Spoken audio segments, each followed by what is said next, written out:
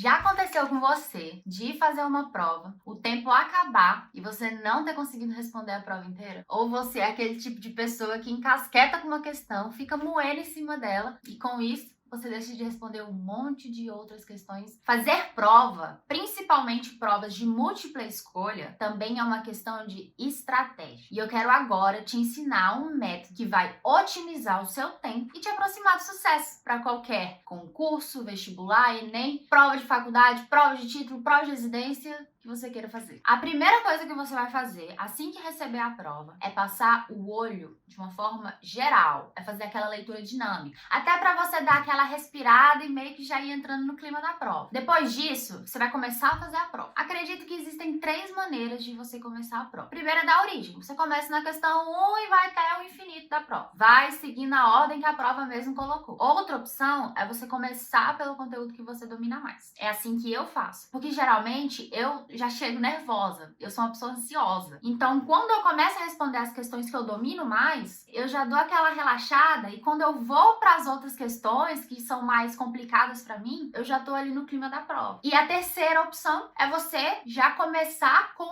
aquelas matérias que precisam de uma concentração melhor. Por exemplo, se tiver cálculo, se tiver matemática, se tiver exatas, às vezes você precisa ter uma concentração maior ali. Então, se você é uma pessoa que chega na prova tranquilo, às vezes é melhor você começar pelas questões mais complicadas para você, porque você vai estar descansado e vai conseguir dar uma atenção maior ali naquele momento. Então, identifique o seu perfil para saber como você começa a prova. Agora, a gente vai começar a responder. Só que antes de começar a responder, eu quero te passar 2 ideias que você tem que levar para o seu concurso. Você nunca vai desistir de uma questão. Enquanto existir tempo, você tem que estar ali na batalha. Toda questão importa. Então você tem que ir até a sua última gota de esforço. Não importa se você realmente não sabe. Meu Deus, eu não sei nada do que está escrito aqui. Se você tem tempo, o jogo ainda tá rolando. E o outro conceito é manejar o tempo. Vamos parar com essa ideia de travar em questão. E como que a gente vai manejar o tempo? Classificando as próprias questões na prova. Agora vamos lá. Como responder as questões múltipla escolha? Um dos maiores erros que a gente faz é ficar comparando alternativas. Eu quero que você pare de comparar alternativas. Pensa assim,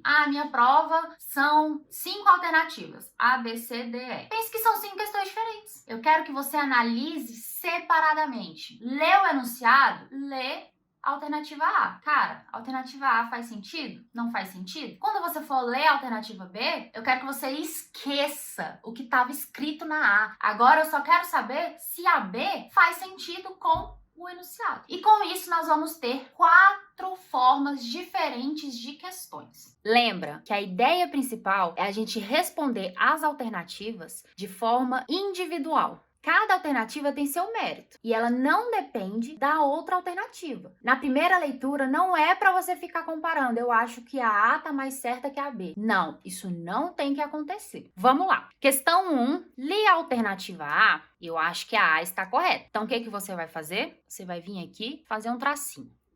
Certo? Esqueci a alternativa A. Alternativa B. Faz sentido com o enunciado? Não, não faz. Eu consigo ver o erro na B. Ela tá errada. Então eu marco um xizinho. Li a alternativa C e individualmente não faz mais diferença se eu acho que a B está errada ou se a A está correta. Eu acho que a C também não tem sentido nenhum de ser a resposta. Então eu marco outro X. Mesma coisa aconteceu com a D. Marco outro X. Agora, um conceito importante, tá? É muito mais difícil você excluir do que você falar que ela pode ser a resposta. Porque a partir do momento que você exclui, você não vai voltar mais nessa leitura. Então, você tem que ter muita certeza. Esse tipo de questão aqui, gente, é a questão ideal.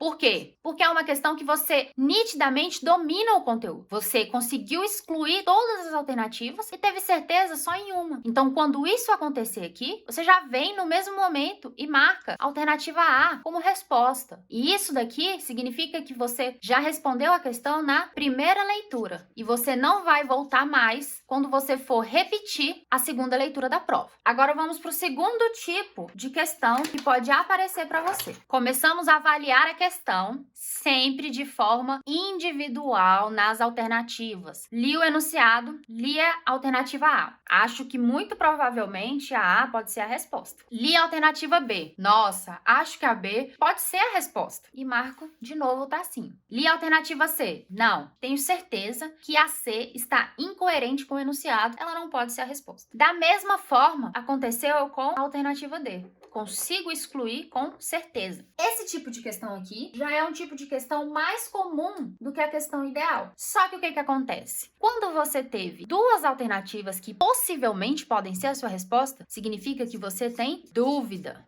E quando você tem dúvida, o que você faz imediatamente? Marca aqui que você vai ter que voltar nessa questão, só que você pula.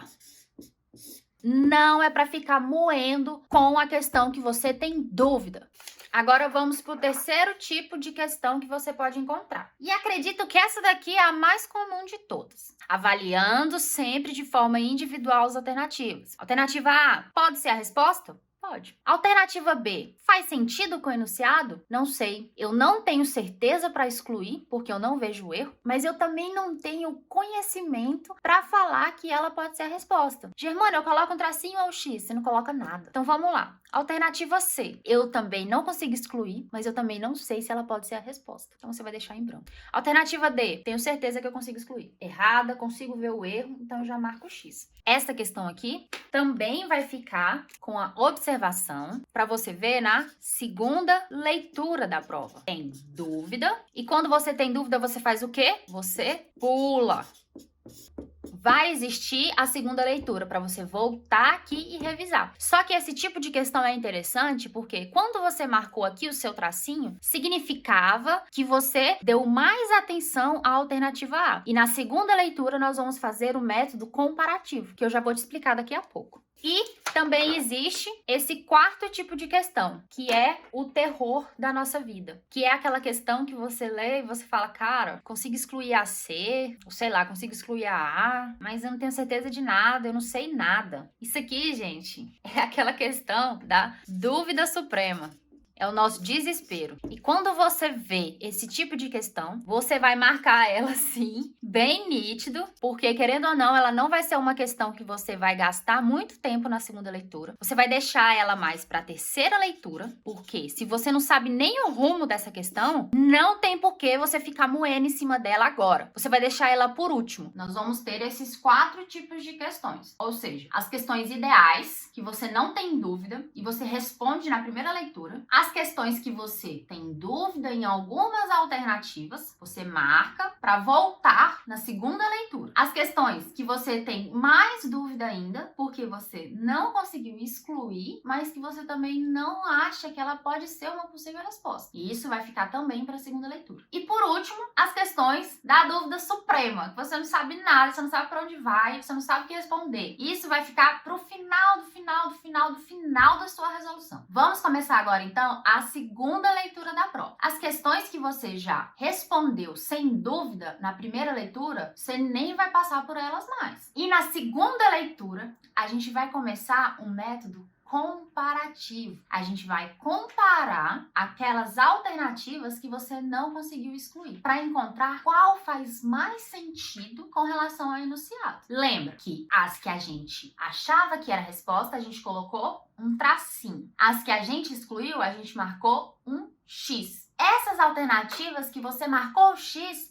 você não vai nem ler, porque você já excluiu elas na primeira leitura. Então, a sua segunda leitura, ela tem que ser direcionada só para as alternativas que você ainda tem dúvida e que ainda podem ser a resposta. E agora você vai fazer uma análise comparativa para saber qual delas, naquele contexto da prova, fazem mais sentido com o enunciado. Uma ideia legal é você se pôr no lugar do cara que escreveu aquela questão, do cara que fez a prova. Você tem que entender o que ele está querendo cobrar ali. Então, quando você se coloca no lugar da pessoa, às vezes fica até mais fácil. Gente, quem faz a prova é um humano, não é um computador. Existe algum nível de conhecimento que ele quer que você prove para ele. E se mesmo assim a sua dúvida persistir, pula novamente. Pula, vai embora. Toda vez que você tiver dúvida, é para você pular. Não é para você ficar moendo com questões. Depois disso, você vai fazer a sua terceira leitura. Só que antes de começar a terceira leitura, você vai preencher todo o gabarito. E as únicas questões que você não vai colocar no gabarito são as questões das dúvidas que você ainda não conseguiu responder. Por quê? Porque isso vai te dar mais tranquilidade. Se falta, sei lá, 10 minutos, 15 minutos, 5 minutos que seja, essas questões das dúvidas supremas, muito provavelmente você já não acertaria, porque você não sabe nem o rumo delas. Então é melhor você já garantir no gabarito as questões que você sabe e que você já respondeu. E agora começa aquele momento que a gente odeia na prova, mas que sempre acontece. É nesse momento que a gente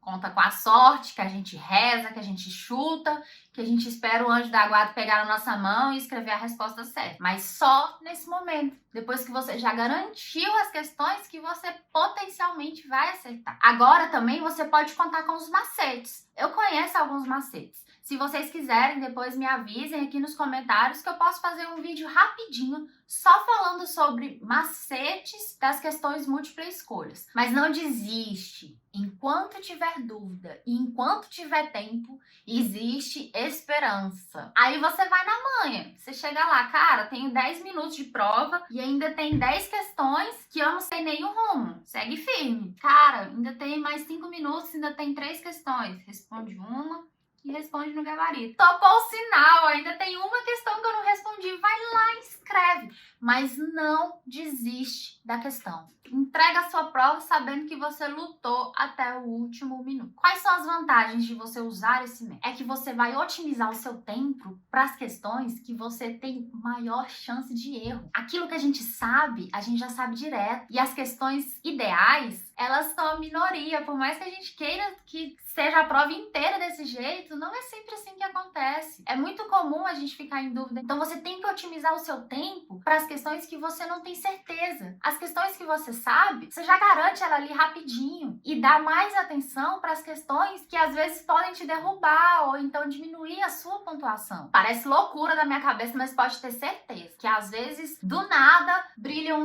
insight na sua cabeça, você tem uma epifania e consegue responder. Gente, é muito ruim você sair da prova, aí, sei lá, ainda tem 15 minutos que você poderia ter usado, na hora que você entrou no carro, você fala, cara, consegui responder aquela questão, consegui pensar. Agora me conta aqui se você vai pôr em prática e quando você tentar, volta aqui de novo e me conta o que você achou, se isso otimizou o seu tempo. Espero ter te ajudado. Manda esse vídeo pro seu amigo concurseiro e até o próximo vídeo.